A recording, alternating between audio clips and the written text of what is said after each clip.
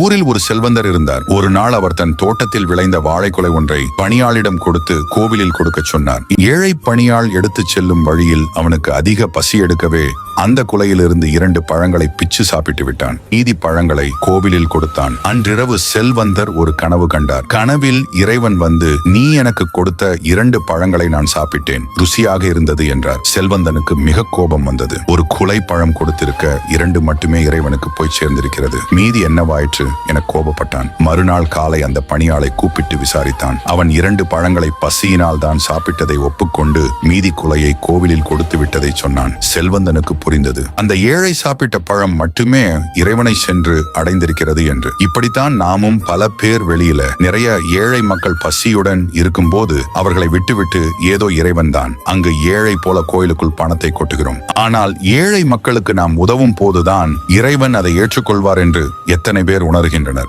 எல்லா மக்களையும் கூறவில்லை, யாரும் தவறாக நினைக்க வேண்டாம். முடிந்தவரை ஏழை மக்களுக்கு எங்களால் முடிந்த சிறு உதவியை ஏனும் செய்ய முயற்சி செய்யுங்கள். வீடியோ பிடித்தால் மட்டும் லைக் போடுங்க.